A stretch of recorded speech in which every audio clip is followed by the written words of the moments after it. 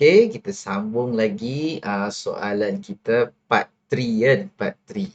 Okey, cikgu harap kamu dapat follow daripada part 1, part 2. Okey, kita sambung part 3.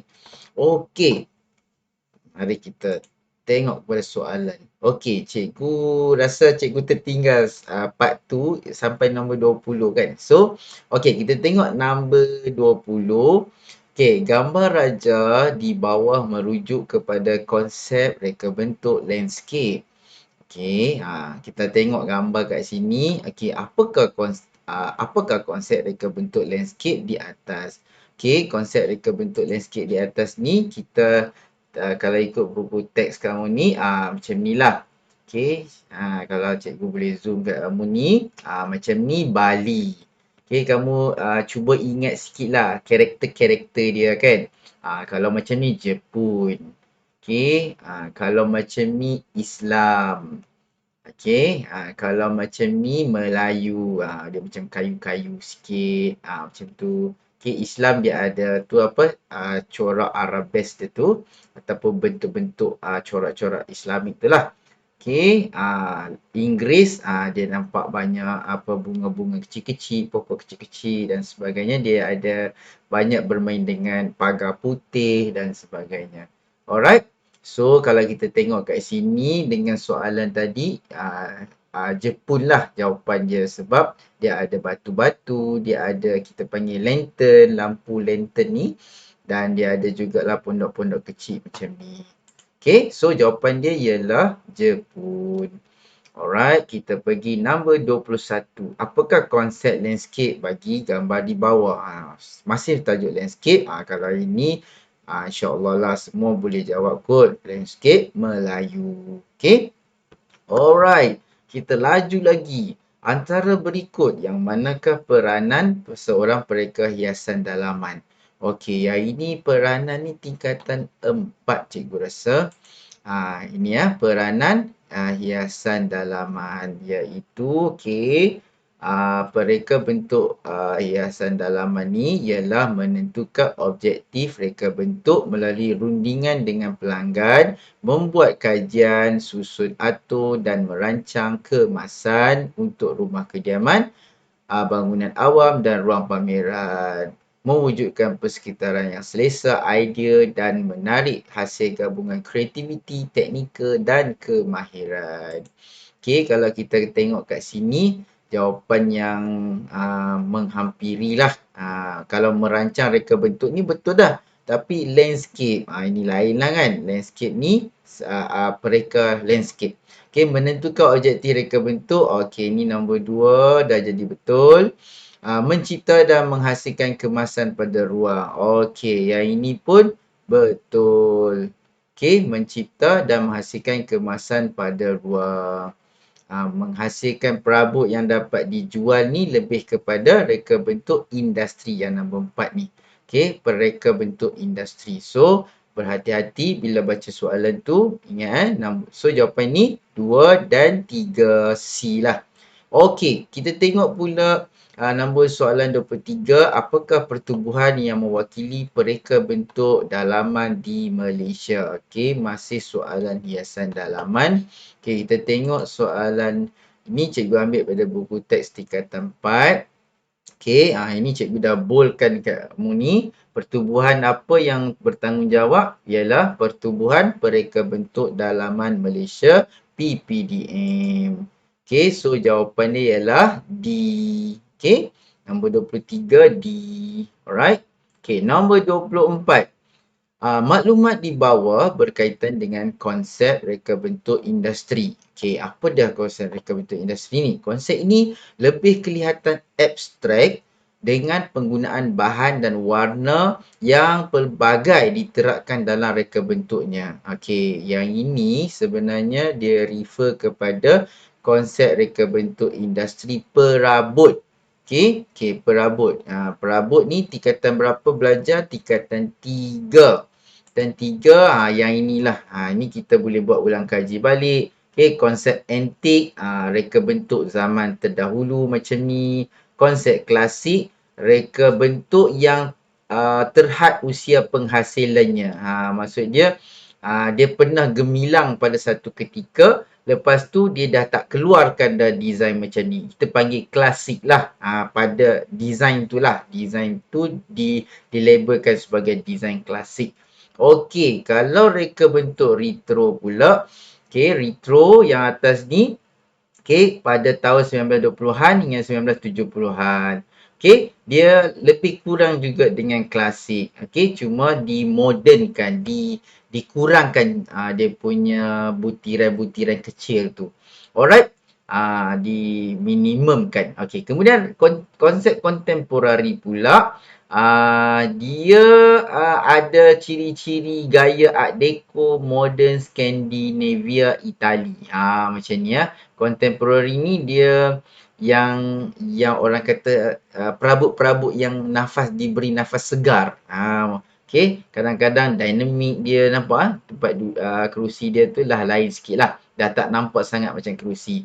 Manakala konsep ultra modern ni, yang inilah je soalan tadi. Kelihatan abstrak penggunaan bahan dan warna yang diterapkan dalam reka bentuknya. Yang paling penting sekali adalah ultra modern ni, dia futuristik lah. Dia nampak seperti macam masa hadapan punya kerusi kan, futuristik. Alright, okay, kita balik pada soalan. So jawapan dia ialah apa tu?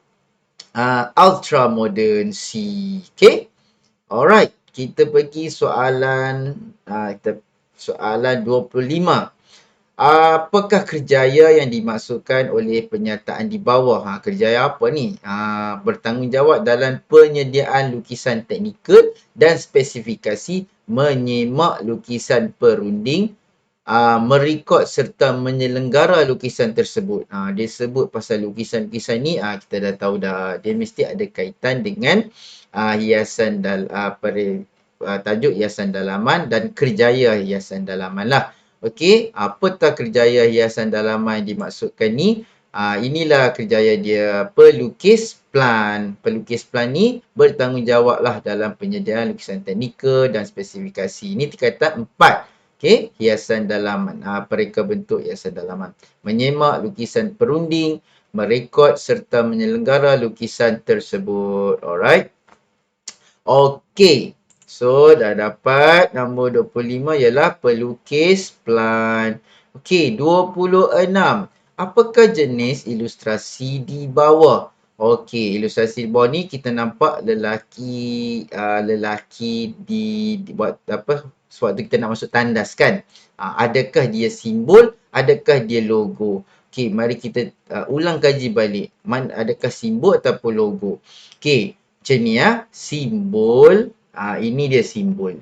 Okey, simbol alam semula jadi, api, tanah runtuh, lembu melintas, orang melintas. Ini simbol semula jadi. Logo semula jadi macam ni. Okey, apa beza simbol dengan logo? Okey, cikgu bagi tips sikit. Simbol dia sebenarnya sama dengan logo, tapi beza dia apa? Beza dia ialah simbol semua orang boleh pakai. Logo hanya syarikat tertentu, orang-orang tertentu, produk tertentu saja boleh pakai. Macam tadi, kita tengok tadi kat sini, ini adalah semua orang pakai. Kita pergi mana-mana kita nampak ni. So, ini adalah simbol. Ingat keyword dia ialah simbol semua orang boleh pakai. Okey, so simbol. Lepas tu simbol apa? Alam semula jadi ke buatan manusia? Kalau buatan manusia tadi tu ialah macam kereta, apa semua tu lah. Kalau alam semula jadi, kitalah manusia kan? Alam ciptaan Tuhan. Okey, so jawapan dia ialah simbol daripada alam semula jadi B. Alright, kita pergi soalan seterusnya. Yang ini ya. Okey, manakah antara berikut merupakan tipografi ekspresi? Ekspresi ni ada 4. Okey, mari kita buat ulang kaji sikit. Ada 4. Apa dia ekspresi yang pertama? Okey, ekspresi yang pertama ialah onomatopoeia. Onomatopoeia. Nama pun agak pelik sikit. Okey, tapi benda ni simple je. Dia berkaitan dengan bunyi. Bila kita baca komik tu ada bunyi, tapi bila kita baca mana ada bunyi. So, diterjemahkan dalam bentuk ekspresi onomatopoeia. Okey, macam mana kamu nak ingat ni? Kamu ingat Mula dengan huruf O. O tu pun ekspresi lah. Kan. So, onomatopoeia. Okay. Ha, apa tu? Dia ada banyak lah. Pow, bam, wham, blank, bye. Gitu kan. So, cikgu harap cara cikgu ni boleh memudahkan kamu dapat ingat. Kalau ekspresi onomatopoeia tu macam tu lah rupanya. Kan. Alright. Okay. Kemudian konotasi type. Konotasi type ni tulisan dia tak berapa nampak sangat. Tipografi dia, huruf dia tu tak berapa nampak sangat. Dia cuma macam bahasa yang sama tetapi dia boleh terjemahkan macam-macam maksud. Macam tu. Tiada yang dapat memisahkan kita. Kalau cikgu tukar emosi sikit, tiada yang dapat memisahkan kita. Lain kan? Itu nama dia konotasi type. Nampak Dia buat macam ni, tulisan macam ni macam romantik sikit. Kalau macam ni nampak macam orang kata apa? Macam sedih lah kan. Mungkin ada kematian dan sebagainya. Tu kita panggil konotasi type yang dikaitkan dengan sama ada image positif ataupun image negatif. Alright, kalau personifikasi type, yang ini atas ni, kita personakan, huruf tu kita personakan. Sama ada dia menakutkan, ataupun dia berdarah, ataupun dia melompat-lompat macam ni. Kan? Ni macam ni ya. So, itu kita panggil personifikasi type ataupun kita personakan huruf tu. Okey, manakala figura type ialah kita menyusun huruf-huruf tu menjadi figure. Figure tu bentuk sesuatu lah. Macam ini bentuk muka seekor chimpanzee. Okey, itu figura type. Figure tu kamu kena ingat ni ialah membentuk sesuatu. Figure ni figura manusia. Kita pernah lukiskan figura manusia. So, figure. Okey. Cikgu nak cuba bagi kamu ingat ekspresi ini. Okey, personifikasi type. Kita personakan dia, kita letak dia bagi melompat, berdarah dan sebagainya. Okey, onomatopoeia yang O tadi tu, konotasi type adalah image positif, image negatif. Alright, mari kita jawab soalan. So, di sini, wham. Okey, terang-teranglah. Okey, kalau kamu ingat cikgu bagi tahu tadi, onomatopoeia, jawapan dia C. Okey, nombor 28. Siapakah pelukis kartun Malaysia yang telah menghasilkan komik di bawah? Okey, dalam part 1 kita dah bincang benda ni. Tapi tak apa, kita ulang kaji balik. Pelukis kartun Malaysia. Okey, dalam tajuk lukisan lah, tingkatan 2. Okey, pelukis tu dia ada 5 pelukis yang kamu nak kena tahulah. Kalau yang ni, Kampung Boy ni, Datuk Lat atau nama beliau Muhammad Nur Khalid. Okey, kalau Saidin Yahya, yang paling popular Puteri Langkawi ataupun lukisan komik Hang Tuah. Kalau Zulkifli Buyo, ingat kelambu, lukisan kelambu beliau yang pakai soft pastel. Okey, kalau Muhammad Hussein Nas, ingat figura, ingat lukisan-lukisan yang manusia-manusia lah yang berpakaian tradisional dan sebagainya. Itu Muhammad Hussein Nas lah kita panggil bapa potret Malaysia.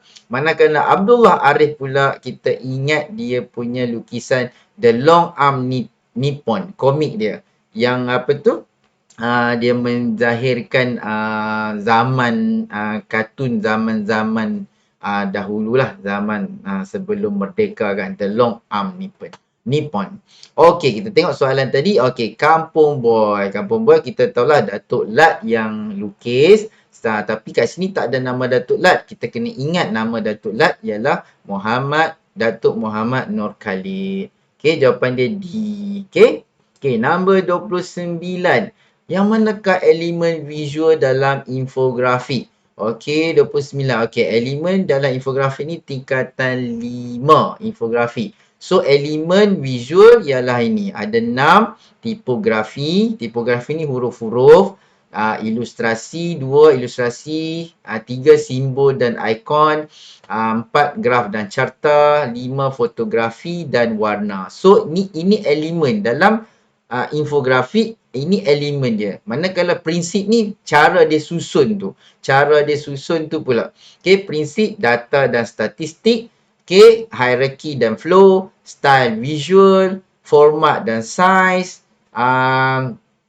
naratif dan penceritaan. Okey, yang ini kita panggil prinsip ni lebih kepada komposisi dia. Kita macam mana kita nak susun dia.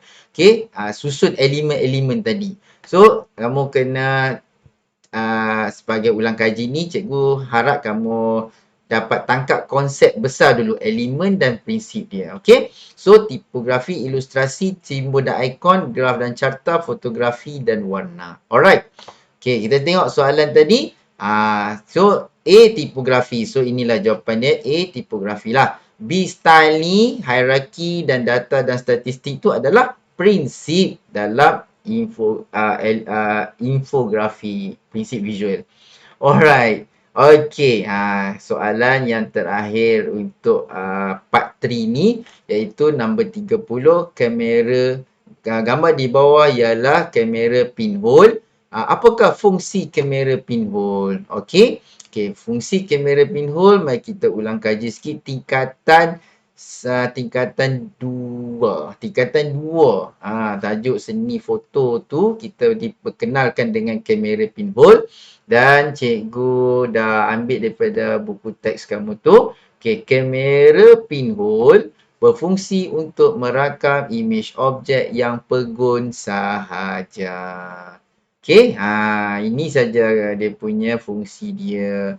So, dekat sini kat mana imej pegun saja. So, keyword dia ingat pinhole, pegun. Pegun tu apa? Pegun tu benda tak bergerak, pegun.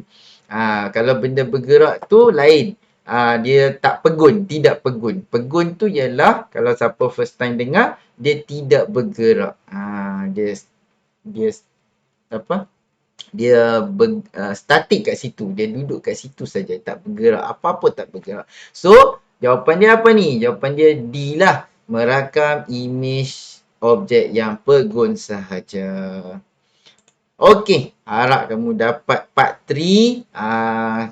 InsyaAllah kita akan discuss pula part 4 untuk soalan yang terakhir dalam soalan percubaan kertas 1 Negeri Perlis 2023. Okey, kalau dapat sesuatu tu, kongsi-kongsilah dengan kawan-kawan. Okey, supaya kamu ingat lebih banyak lagi banyak kamu kongsi, lagi banyak kamu ingat insya-Allah. Okey, bye. Assalamualaikum.